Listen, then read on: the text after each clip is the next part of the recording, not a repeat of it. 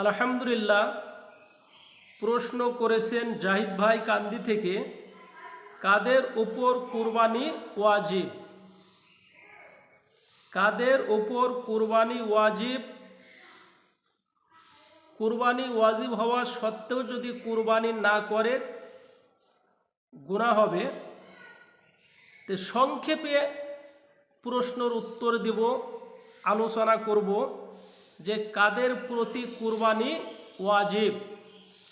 উত্তর হলো 10ই জিলহজ ফজর থেকে নিয়ে 12ই জিলহজ সন্ধ্যা পর্যন্ত। 10ই জিলহজ ফজর থেকে 12ই জিলহজ সন্ধ্যা পর্যন্ত যার নিকটে সদকায় ফিতর বা ফিতরা ওয়াজিব হওয়ার সম পরিমাণ অর্থ সম্পদ যদি তার হাতে থাকে তাহলে তার জন্য কুরবানি করা ওয়াজিব।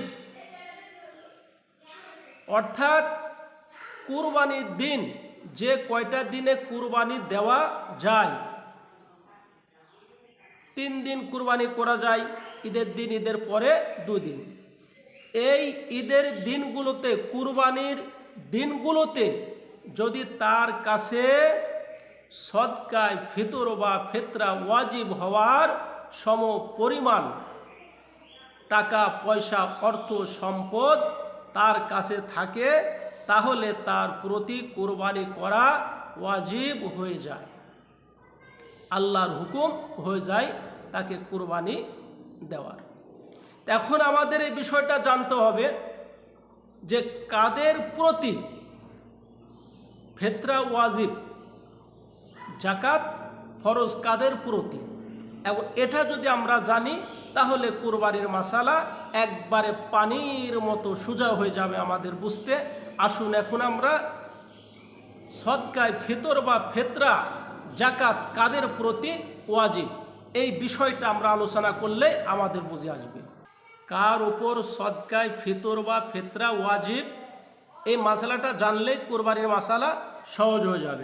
ফিতরের দিন সুবহ সাদিকের সময় যার নিকট যাকাত ফরজ হওয়ার সম পরিমাণ অর্থ সম্পদ থাকে তার ওপর সদকায় ফিতর বা ফিতরা ওয়াজিব হয়ে যায়।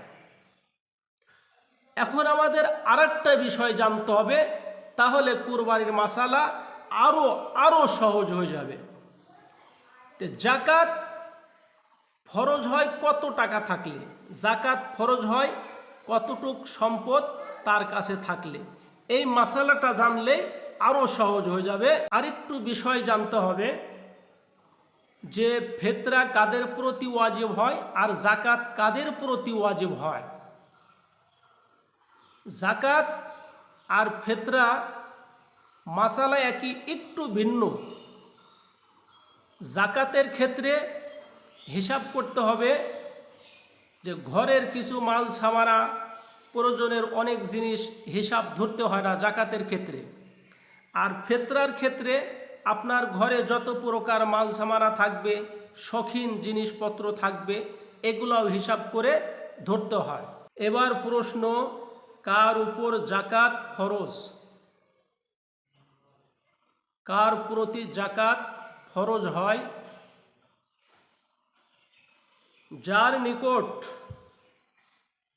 7.5 তোলা বা তার চেয়ে বেশি সোনা অথবা 52 তোলা রূপা যদি তার কাছে থাকে তার উপর যাকাত দেওয়া ফরজ। 7.5 তোলা অথবা তার চেয়ে বেশি সোনা অথবা 52 তোলা রূপা যদি তার নিকট থাকে তার প্রতি যাকাত দেওয়া ফরজ। এ হলো যাকাতের মাসালা। তাহলে আমরা জানতে পারলাম, বুঝতে পারলাম কুরবানি কাদের প্রতি ওয়াজিব। অর্থাৎ 10ই জিলহজ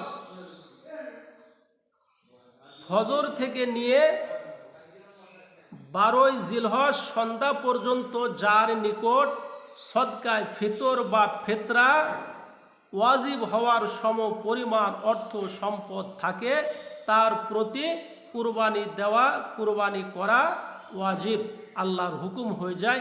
আল্লাহ তাআলা এই মাসালাগুলো আমাদের সকলকে স্মরণ রাখা তৌফিক দান করুন আর সকলকে হায়াতে তৈবা দান করুন। আবার অন্য কোনো আলোচনায় আপনাদের সাথে সাক্ষাৎ হবে ইনশাআল্লাহ।